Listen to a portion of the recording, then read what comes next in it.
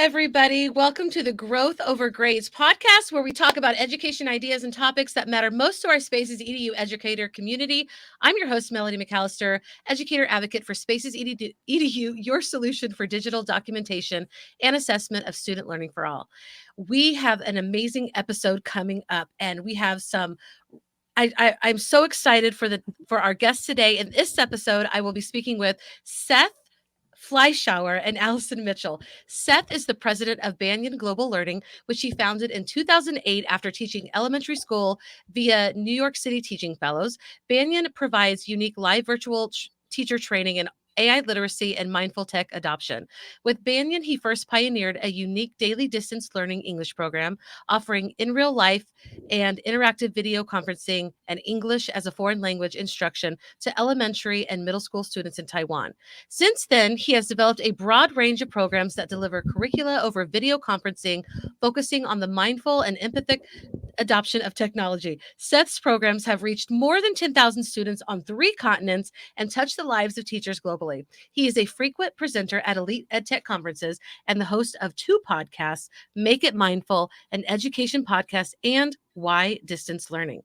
Allyson is Seth's co-host in Why Distance Learning and serves as the Director of Partnership and Engagement for the Center for Interactive Learning and Collaboration. Before joining the CILC, Allyson held a variety of leadership positions within departments of learning in art, history, and university museums. In these roles, she supervised the design of multiple distance learning studios, as well as the development of the supporting interactive virtual learning programming and training of an affiliated staff or experts. Allyson has presented in a series of national and international conferences to discuss the implications of integrating distance learning in a museum settings and diverse learning environments. Allyson has also actively published scholarship on this topic in academic journals. She also co-authored and was a contributing artist of the book Museums and Interactive Virtual Learning. Seth and Allyson, I hope that I did you well. I hope I made you proud. Nailed it, Melody. Yeah. Nailed it. My goodness. Yeah, you both are so accomplished, and seriously, you have an amazing background. So it is an honor to have you both here on the Growth Over Grades podcast. How are you doing? And can you tell us a little bit about your education journey?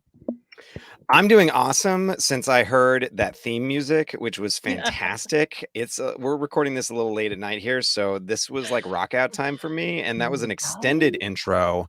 And I just want to say that we now have a little bit of work to do on our end to up our theme music game because that was funky. Yes, I was just sitting there like this. Yes, I am into this right now. And I will say, it's a real song with lyrics and everything, but the musical without the lyrics is better than the actual song. So, did you get that written for this podcast? No, it's just a song I found and I loved, and then I realized it's an actual song. But the lyrics are, I mean, it's okay. Lyrics. I'll send you. You know what? I'll put the actual song in the show notes for this podcast. In the notes, I'm so excited because I was just sitting here like this. Yes. Yeah. Feeling this vibe. I am excited. Yeah, definite vibe. And then we're in here to like build on that vibe. So, okay, you asked me a question probably. I did. Tell us about, well, we know about like your Banyan Global and your leadership and all these wonderful, things about you, but like, why did you get into education? What's your story?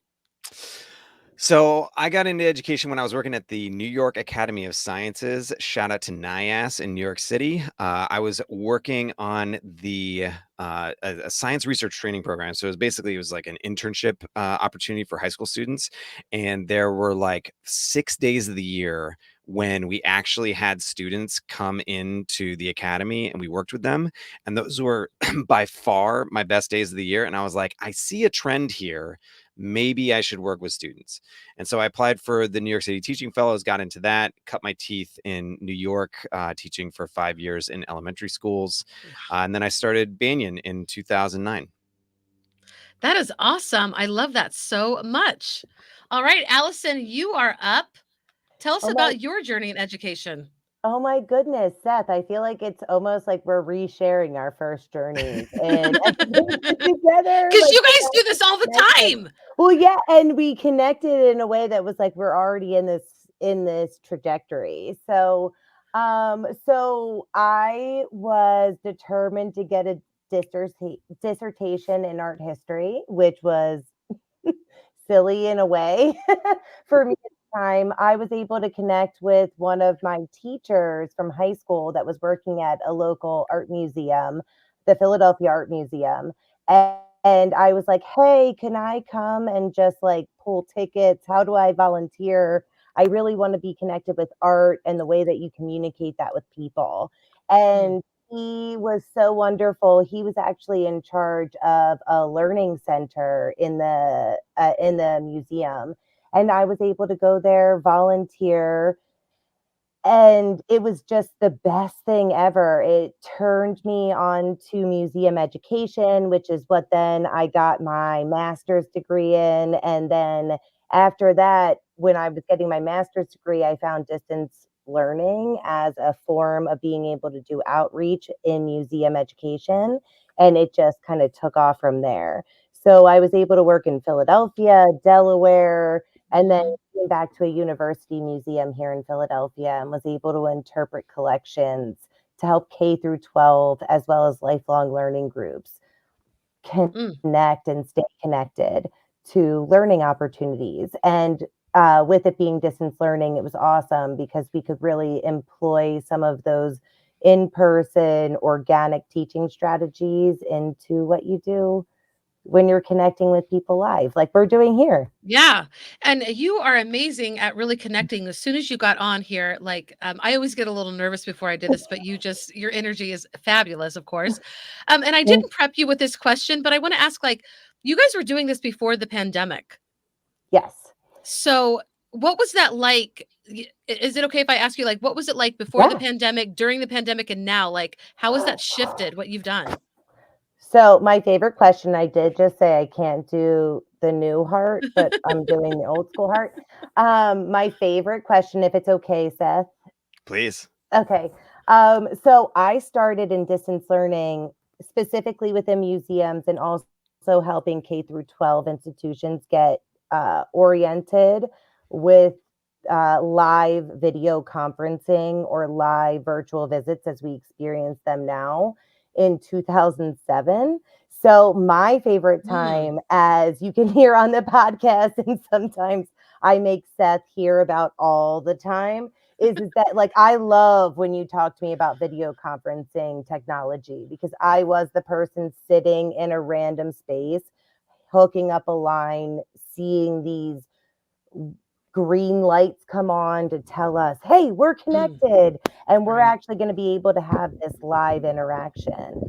That was a very niche experience prior to March 2020. I always say, like, the Jetsons was what I always look to. Like, I'm going to put my morning face on now, which I think many of us know with good filters. Yes. You're just putting your morning face on. Thank you for them. Yes, right? And I also was the person that would literally sleep in my studio before I had a family, if you would let me, on any time zone to connect, to just let these kids or groups of learners really be able to connect with some place that they may never ever have an actual opportunity to physically be in. But it will prepare them for anything they go into next. And then when the pandemic happened, I had the opportunity to work with my institution at the time to do a full digital pivot where I took a lot of experts as well as my educational team that wasn't comfortable in a video conferencing space and help them turn our institution into a place that was virtual. And I am really proud of that time because we did not miss one event. That is It incredible. all Yeah. happened, and it showed you the power of technology, or the power of this specific medium. And Right. then post pandemic, it's almost like going back to the Jetsons, where you have to remind a lot of individuals of the power of the experience, even if you had a bad experience. But that's the stuff that I love because Yeah. as an educator, that's all you have to do. You have to you have to have those light bulbs. For I'm sure. long-winded, so Seth, I'm sorry, be kind. Yeah, I mean, And I it's think that nighttime. We said earlier, I'm like, I am like, yay, Seth. We usually have like right after my coffee. um, I just want to. I'll add that I think that fundamentally the purpose of distance learning hasn't really changed in the entire time that both Allyson and I have been involved with it, which is over 15 years. And it's essentially to bring educational opportunities that wouldn't otherwise be possible, whether Right. that be connecting to people or places or ideas that you don't have access to. And pre-pandemic, post-pandemic, it's the same situation. There are opportunities that are only available if you do them over distance, whether it be because a student is otherwise isolated from their campus, if there is an expert that they need access to, if there are people that they want to connect with in a different culture. And it was during the pandemic that it all went fakakta and was Mhm. very confused for a moment because everybody needed it in order to Right. have the educational experience of simply having education. Mhm. And I guess it was most frustrating for people like me and Allyson as we were watching the entire world suddenly pivot to our niche little corner of We just education. needed 10 more years. Like, don't be Miley Right. Cyrus with the wrecking ball. Like, Yeah. just I let mean, us it was all get there together. but it was just people, and understandably so, people were just trying to get through that day. And there was never a sense that they really wanted to make it all that it could be. And I'm speaking in generalizations. Obviously, Right. some people really, really dived in and really leveraged the medium for everything that it could be. But most people were just trying to replicate what they were doing in the classroom and get from point A to point B on that given day so that they could, then go home and do all the other things they didn't expect to have to be doing because they're stranded at home. Right. So it was I totally get why it happened that way, but there was this initial rush and excitement at the beginning of the pandemic where it was like, oh my God, like the entire world is now going to be doing what we're doing. This is amazing. And then the gradual Mm. letdown of like, oh man, like there, this is a missed opportunity here. And it resulted in a lot of people having a really bad taste in their mouth about distance learning. Even if they had good experiences with distance learning, they sort of associate it with this bad time. And so Mhm. part of our exercise, our practice on the podcast that Allyson and I do with Tammy at CILC is to not only demystify the distance learning opportunities, but also to remind people over and over and over again of all the amazing opportunities that are out there if you are open to using this technology. Right. And we're going to talk about the benefits in just a second, but I'm glad that we actually started with this because, and I'm going to be one of those people. Distance learning wasn't anything to me until the pandemic. So I don't have a bad taste in my mouth, but I don't have that background experience that y'all have and the way that you have seen it work and get those light bulb moments, which, like you just said, there were teachers all over the place that they didn't get that. Maybe they struggle with relationship building, whether it's in the class or on Zoom or whatever. But those things are really important. And so I can't wait to dive into that with you because I know that has to be a part of your educational experience when you're working with students and teachers. So let's talk about the benefits of leveraging live video in a virtual or face to face classroom. I mean, there's so many. I know. Yeah. Allison, what do you Seth, even do want you to want to start go with? first? Do you want me to go? Like, how do we do this? Should we go point to point? I mean, so you're based in Alaska, correct? I am. Yeah. Yes. Okay, so in Alaska, there are two separate times I've been privileged enough to have an example of distance learning being a really big impact. Well, multiple outside of the two I'll give you here because I'll talk to the larger one, which I know Seth will be able to talk to too. Um, the in the idea of being able to connect when you're over a long area, it's an Hmm. opportunity for you to be able to form meaningful, purposeful connections with individuals that are Right. outside of what you do every day. And in Hmm. a space like Alaska, I was a National History Day coordinator. Shout out to NHD. In Alaska, they have a really beautiful model of using distance learning to not only connect them with outside experts, meaning them, their students, but also students to students which is such a wonderful opportunity to be able to build up projects. There's also opportunities like as Seth and I have had experiences with Connected North, which is an opportunity for us to connect with individuals that are in remote locations in Canada and in Indigenous nations. It's really spaces that individuals don't always have the resources Right. to be able to get to on-site experiences or to connect with outside educators, Right. experts, individuals. And in those moments, distance learning really gives you the access and breaks down those barriers. I love that. It's so powerful too because a lot of those populations are forgotten or not even thought of. I mean, we talk about Wi-Fi. Well, we could go on and on about that because it's what not even everybody in this country has Wi-Fi, and we don't always think about the populations that are like, remote. But it's true. We have those. We have them in Canada. We have them in the United States. So I'm glad. It makes my heart happy that you addressed that.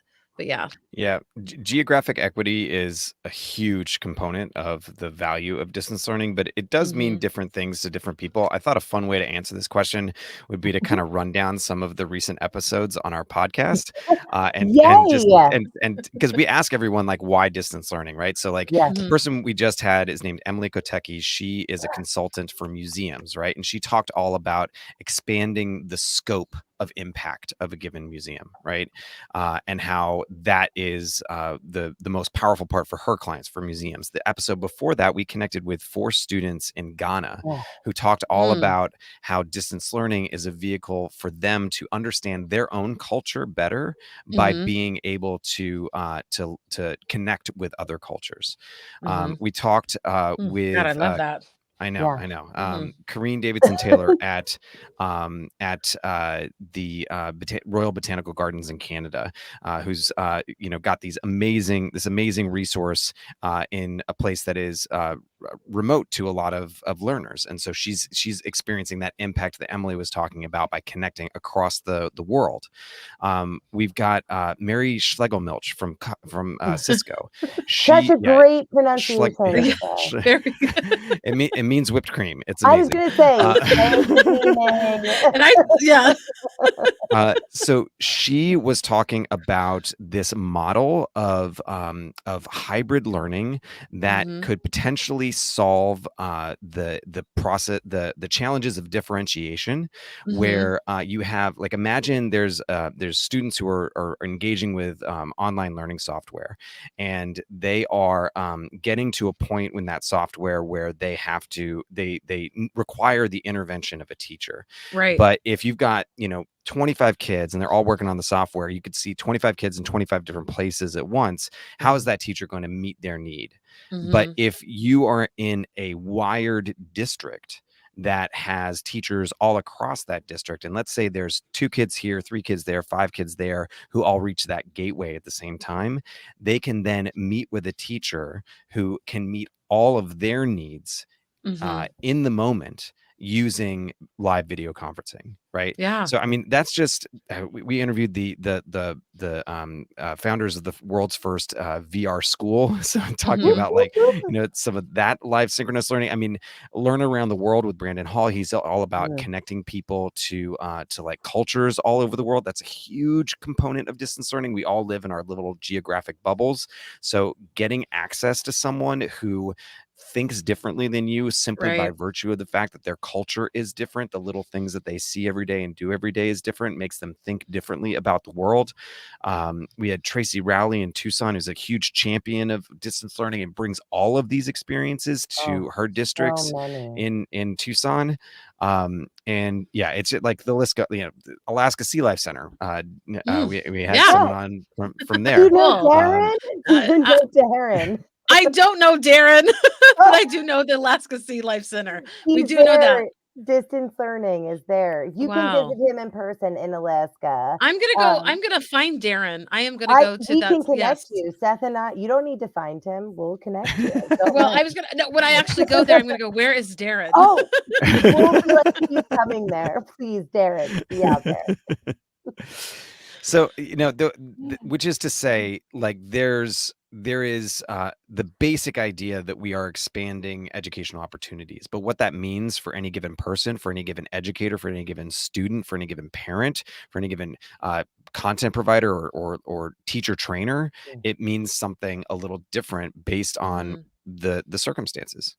Right. And Oh, go ahead. that's the best part, the flexibility of distance learning, right? That we've been able to learn from so many in the podcast and through our experiences that it's like, huh, what fits your groove?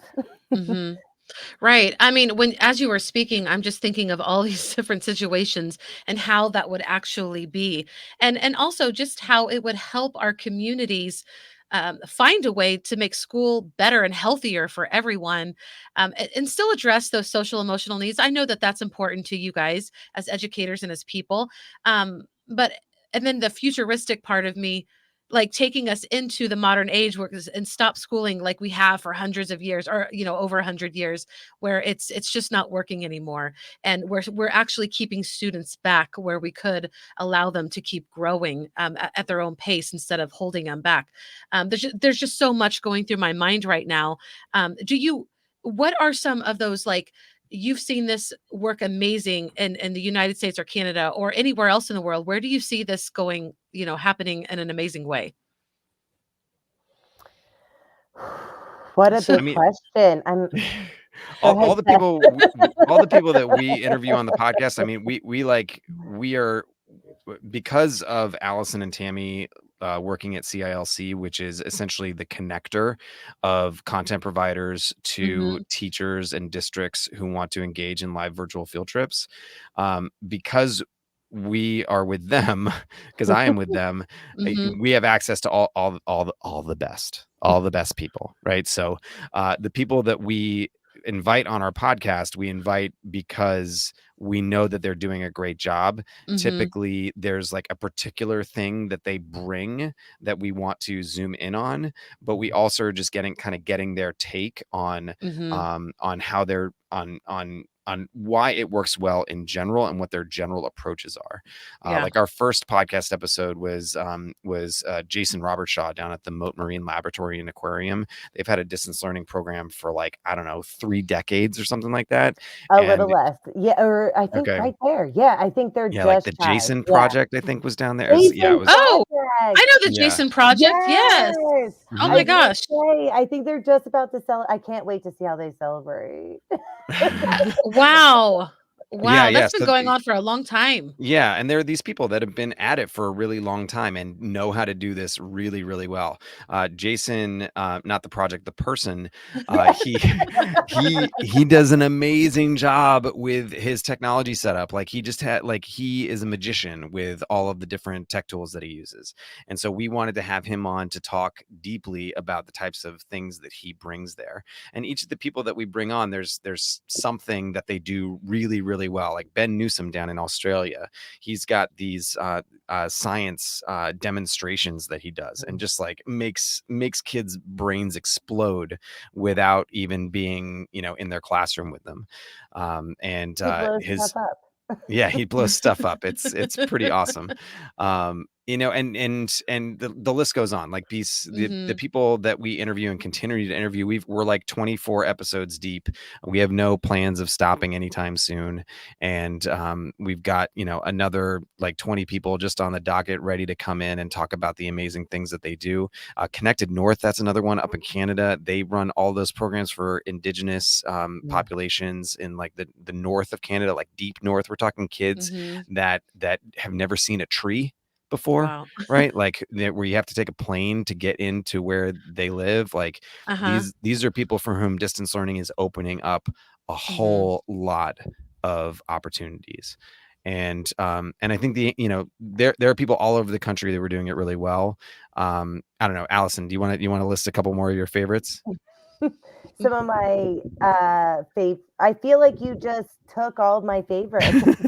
You want to talk about Yes. OEIDA International? Well, OEIDA International is just so wonderful because they are an individual group that are based out here in the United States, but they connect with their center in Ghana Africa, and they work with ambassadors who are students from different schools that connect with OEIDA and their educators.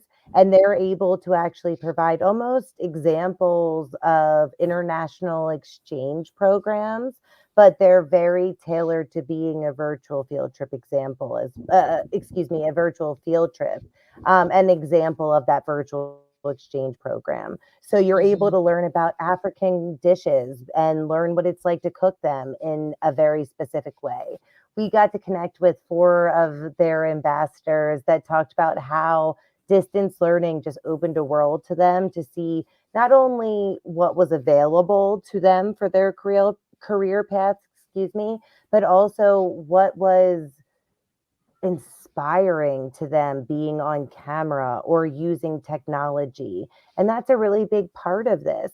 We talk a lot about, digital decorum, the idea of the digital skill set, the virtual skill set that you need, that distance learning intrinsically really builds for individuals in ways where outside experts or outside peer groups, the same way you would interact in person, it still is that same attention that the individual group is going to have when they're connecting with someone that they're not familiar with, that's not part of their everyday. And I think OEI does a great example. What Seth was saying was a great example. I was a content provider a lot before coming to CILC. So being able to have my own experiences with learning from groups and being able to inspire groups has been awesome, and staying connected with them in a very special way. But with CILC, who I really have been connected with as a content provider since 2007, now working with them, it's so exciting to see how many different bridges are able to be built, whether that's in scheduling a live experience with an outside individual for your classroom or group of learners, or something that's, right here as an event that you can drop in on. And we have hundreds of partnerships with museums, science centers, zoos, aquariums, amazing organizations like Banyan Global Learning, I've heard of them. They're OEIDA awesome. International, that just have these unique experiences that really prepare you to enter what I believe is the digital economy, the next step into the world. And we may still have to be learning a little bit as we move, as the older generation, as every generation before us does. But for the younger generations, the more that we're open to that, and the more that distance learning offers them those global connections, the more prepared they will be. Okay, and we've already been. I love. Yes. So I kind of feel dumb asking this question because we've already kind of dived into it. So let's take it back a little step. Let's say that you are a teacher, and even though you went through the pandemic and you did that, you survived distance learning. Okay, you survived it. You, like Seth said, you just kind of did what you did already and try to do it virtually. Well, so let's say that you, or you maybe you're new in teaching and you didn't have that experience at all, and so you want to. We're talking about leveraging live video. Okay, how can let's break it down, okay? For people that don't have much experience in this at all or are finally seeing interest in this, how can video support experiential learning opportunities? How can, like me in my classroom, how can it support these opportunities? Well, I'm going to toss that one to the museum educator over there. I was going to say, so nobody's here to replace, it's to complement the curriculum that is already in your lesson plan or your unit or module, whatever language is best for where you are designing. The idea is that nothing can replace the skills in which you are teaching every single day. The goal of distance learning or any outside expert, any outreach, whether it's in person whether you're physically visiting an institution or virtually visiting a space, they are there to complement those skills for the group of learners to understand the real life application, how those skills can then lead to this career path, at least in my opinion. It's also an opportunity, in my opinion, for these individuals that have a distance learning experience where they're not always able to get on site to feel prepared, to feel, and it doesn't need to be in that same space, because like I don't know if I'm going to be like, I want to come tomorrow to visit you, but I don't know if I'm going to be able to come and visit you tomorrow or next Mhm. week or 7 years from now. But it's an opportunity for those individuals, regardless of the space that they interact with, that they can be leaders and know that they can ask outside experts questions and feel comfortable Mhm. using that agency. Mhm. And on site is really in person, like really, really important, that in person experience. Mhm. But you're not always going to get it. Right. So I, this medium allows for that organic yeah. interaction. And it's more equitable because there are places Ah, where our students aren't going to, have those face-to-face interactions. So being able to like get out in the world or bring the world into our classrooms is really important. well, Uh, and yeah, and the budget. mhm. I mean, Right. thinking of just Right. like, I mean, I have, when I was like when I was physically in museums, I was part of writing a lot of things to make sure we could get bus funding, because sometimes Right. Mm. that funding is harder than the admission funding for that informal learning experience. Mhm. Yeah. Good points. And the only thing I'd like to add is that, you're talking about experiential learning. So much of our Mhm. our learning is social, and Right. so much of our experience is through the lens of other people. And I can't say it enough how valuable it is, especially in today's world, where we become very fragmented, to engage with people outside your geographic bubble, whether that simply be Mm. a teacher who's located somewhere else, or if you're going, into a full-on collaboration with students Mm. who are a part of a completely different culture, to be able to have those connections. I mean, if anyone who's ever traveled internationally or even domestically. I mean, we have a huge country here with lots of Mhm. different experiences. It's not just about getting to know what's out there. It's about getting to know yourself through Right. getting to know what's out there. And I think that that journey of self knowledge is one of the most powerful and important things that we have on this earth. And you're accelerating that process if you've got a tool like this to be able to engage with people far outside your circle. Right. Yeah. And what you both bring is that social part of it where a lot of people don't understand that you can form those relationships via video or long distance, but you can. And you kind of hit on this earlier, Allison, but that skill set how do you develop that skill set? Do you have any advice for any of us? Like to Um, do well on this kind of medium, to do, you know, eh, does it whew, feel different? Does it feel different? Like if I were with you guys right now, we were having coffee, is it a different skill set? Yes. Okay. oh, She so loves talking there. about this.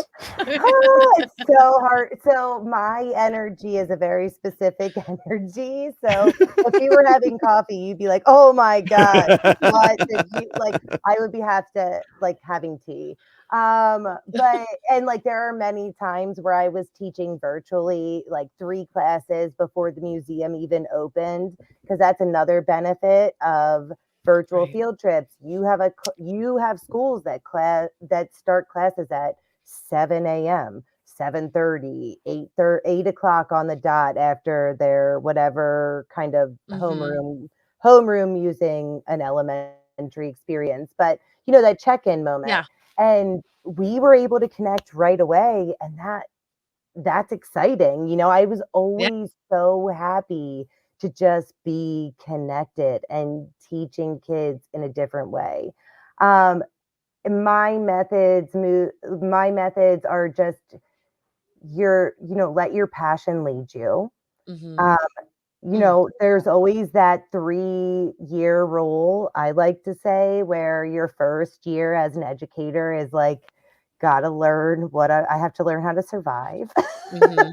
My second year is learning my stuff, and the third year is learning my voice. Mm. And I was lucky enough to spend time in a number of institutions that allowed that of me and allowed Mhm. that voice to grow each time, even though I had to learn. Um, but I think there are certain things, for me, I'll give some pro tips. I do, or not pro tips, because I'm not a pro. I should say promising practices. I have some things that we can follow up on if anybody wants to really dive deep. But I think it's really forming the connection Mhm. of over the digital sphere can be scary. Mhm. But if you are an educator that believes in how you form a connection on site or in person, you'll be able to figure that out virtually too. And I'm Mm. sure that in 2020, if out where we take out the necessity part, there are probably so many individuals that could speak of their success cases talking about how, well, I got my learners to do this, this, and this. And Mhm. even as a distance learning person that was in this field since 2007, I was used to one type of distance learning, which is Mhm. I am beaming in, you are a singular class in a singular space, and we are having that back and forth. Mhm. And, when it went to multiple locations, that changed the dynamic and it helped highlight practices and modules and formats that were always there that we now were able to utilize in a different way, which Yeah. is really exciting because now they just get to expand and grow and we get to see them evolve in the way that helps our learners in the next generation. Mhm. And I would say the only thing I would add there is that, we can accomplish what we believe is possible. And Oh. the first step of being successful on this medium is to believe that you can be successful on this medium. And I know that that sounds Hmm. trite and easy, but so many people are like, "Oh, it's a conference call. It's not a real meeting, or I'm not really hanging out with these people. I haven't really met them." I have known Allyson for 3 years. We've been working on our podcast for a year together. We've got 25 episodes in the can. I've never met her in person. Wow. I am going to, And he still this hangs out. He still hangs out. yeah, and we know a lot about each other because we believe that it is possible to make deep connections Mhm. using live video, and that it's possible to make connections that you would never have access to otherwise if you did not use live video. So that mindset shift, that's the most critical and most Mm. important first step. I love And that. And so what is this? This is a powerful quote. We can achieve what we believe is possible. Can I credit this to you, Seth? I am Is that sure someone copyright else has that. said that, oh, but but you Copyright it. I But actually really there's love it. one thing I wonder if there's this one thing I could add too is that, the hand that you're dealt is Mhm. it's gonna be amazing. Like nobody knows the hand that you're dealt. Right. It It's true. Technology is actually a component of it. And sometimes that can freeze individuals. I don't have this platform. I don't have this setup. But there are people that are there to just be like, hey, we're here. You can do it. Let's set it up, whether that's a peer teacher or someone like Seth or I or any other of the wonderful content providers that are out there that are connected to museums that are willing to sit there and give you that IT support, let Mhm. you run through that tech, let you make sure that when you connect, it's going to be the seamless thing so your students can just jump in. Yeah. Well, I actually like that you said that um because both of you have the presence. As soon as I met you, both, I know that I'm the host of this podcast, but I feel like you are the ones that settled me in. And I love that. You don't have to you don't have to go to a school to do this. If you believe this and you grow it, you're going to grow it. It's going to happen. And I love that you guys are examples of that. And I think that is good to share because a lot of us would shy away from something because it's not familiar. And we think, well, I don't have the skill set for this. But if we are able You to do. reach our students and we know how to engage people, human beings, we can figure out, and you said this already, we can figure out a way to do this virtually or video as well. So I appreciate that very much. There's this, of course, there's this great quote, and I put it on the top of every professional development I ever do, and it's just a teacher with like a pencil, a calculator, a computer, a video conferencing webcam, and it's just like you're the same teacher, it's just a new tool. Right. Yeah. I like that. I like that a lot.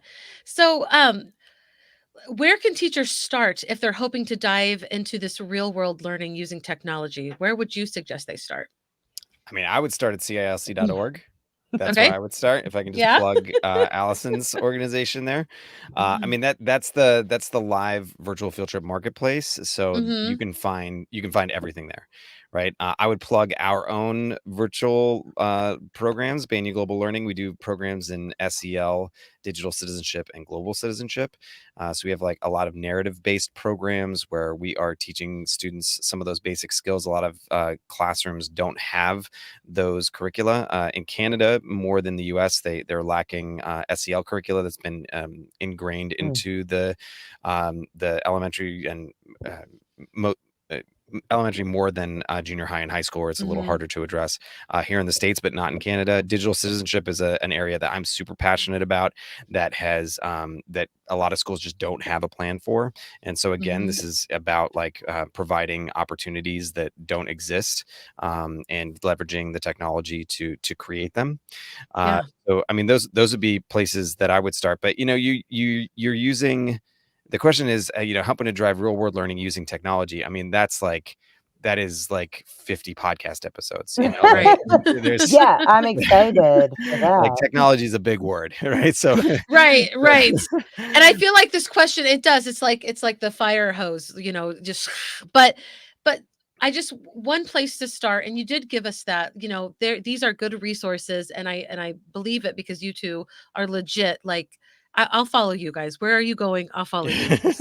Yes. Well, and Well, I would also say, like, follow yourself, right? Like, if you're talking Hmm. about using yeah, technology to drive real world learning, like, what technology do you use as a right. teacher, and how can you leverage that to reach some of the learning goals that you're trying to accomplish with your students? Right. Right.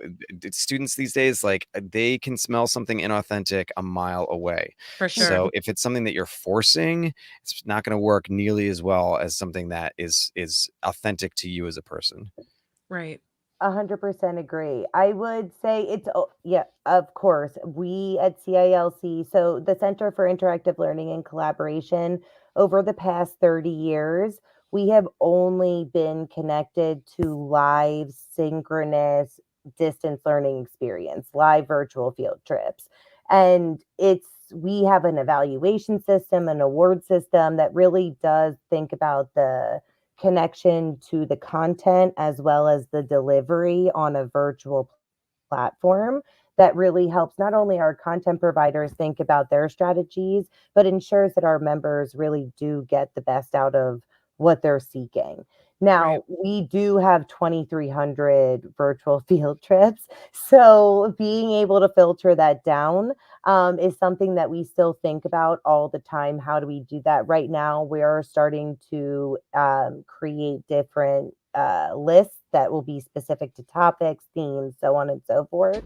But we have an amazing search engine that gets you to Hmm. what you need when you need it based on how you sign up as a member. But outside of that, there are so many resources, especially as a museum educator. Sometimes I used to be asked, wait, people have jobs in museums outside of curators? And you're like, I didn't even know people were talking about curators. But yeah, like Hmm. the same way hospitals have jobs outside of doctors and nurses. Everything Right. makes the world go round. For sure. So find that interest, and quite often there's an education department. You're able to kind of connect with that outreach, that education space that will lead you to the right place if you're seeking something unique. CILC, we're just one stop. There's so many amazing locations that you can go and reach out to. Our content providers are just some of them. Mm-hmm. Wonderful. So I do want to respect your time, and we have had some great discussion here. What is some advice? And this can be, we're getting closer to the end, and I'd like to ask my guests this. But what is some advice? And it can be with distance learning. It can be about leveraging video. But what is some advice that you have right now that you just want to share with new teachers, or whether they're young or whether they're just entering for the first time? What would you like to share with them? Oof. I mean, Stay gentle. I remember being a new teacher, and it's like the most motivated people in the profession are all the brand new teachers. And No other time of life. yeah, and I remember throwing so much of myself into the job, and teaching is one of those jobs that you know, you could have one student and not run out of things to do for that one Yeah. student, let alone how many you have in that classroom. So there is an exercise that teachers need to practice of drawing that line of where they're going to say, and that was enough for today, and be able to then go and take care of themselves. And I would say that most teachers in the beginning of their career, they err on the side of giving a little too much of themselves, and then that results in burnout and not being able Hmm. to last. And so the message I would say is protect your own mental health. We need you in this for the long haul. Please take care of yourself first. I love that. That's Totally so agree with it as beautiful. well. Hmm. Yeah, so beautiful, Seth.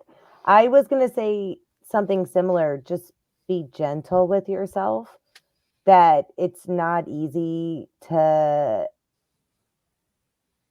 be there for a number of souls that are with you and the energies that they need you to give.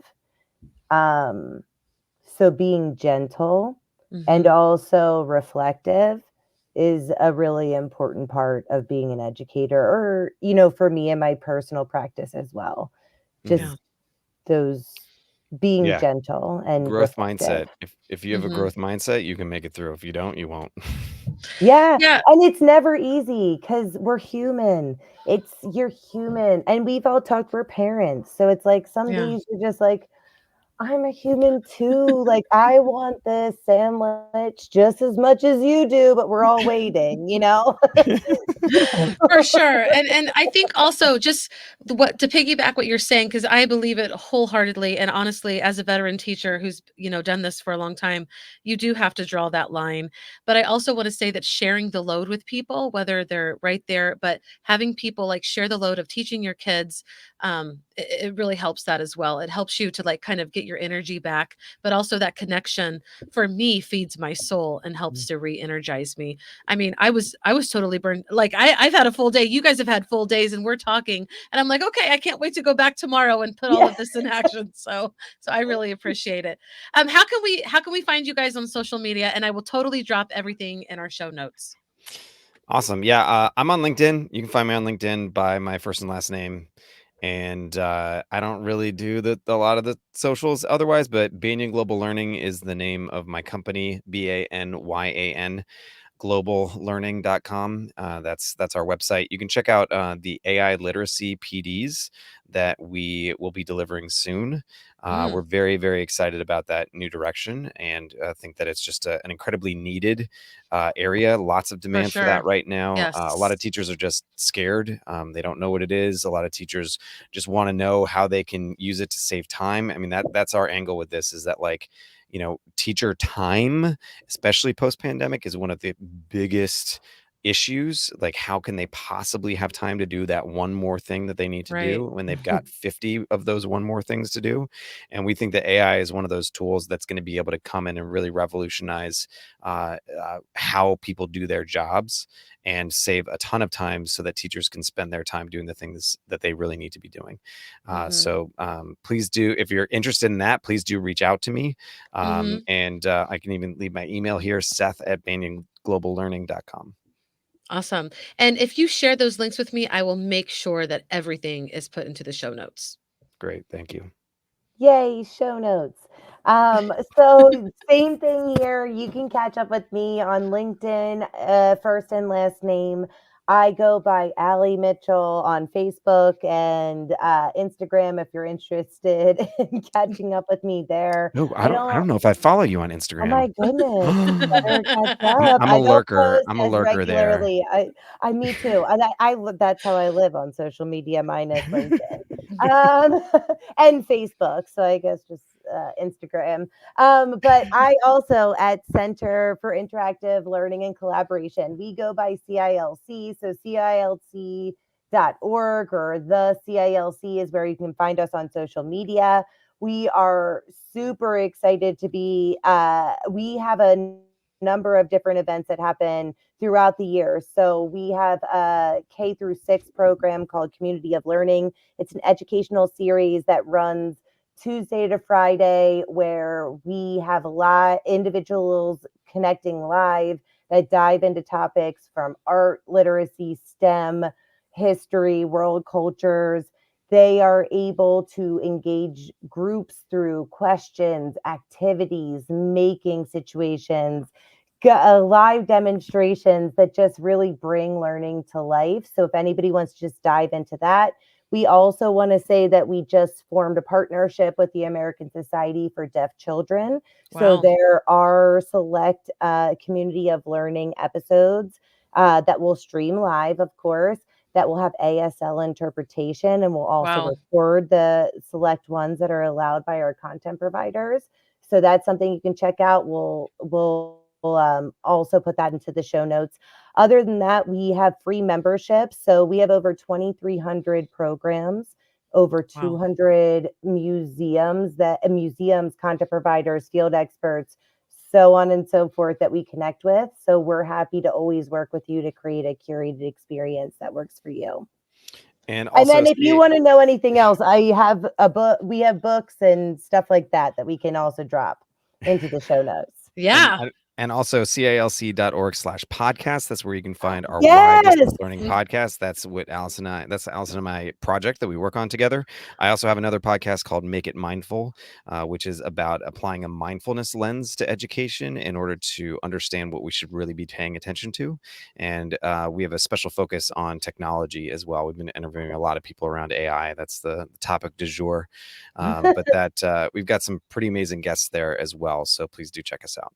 Yes. Will do. I want to say that, this is my first time meeting both of you, and it's been such a treat. And now I want to go back to the introduction and just introduce you like I would, but I would just say that you have extensive backgrounds that are super awesome, but your personality and the way that you connect is really the most important thing. And you both do that very well. So I appreciate so much that you joined us today on the Growth Over Grades podcast. And I hope this is just the beginning. And also, as a classroom teacher, I will be checking out all these resources because we're focused on community right now. And there's so much about this that I feel like is really important. So thank you. And just to everybody who's listening, and especially if you're in education, thank you so much for doing this important work. We really do need each other so that we can continue doing this for our students. So thank you so much. Hope you all have a wonderful evening, and we'll see you again next time. Bye, everybody. Bye.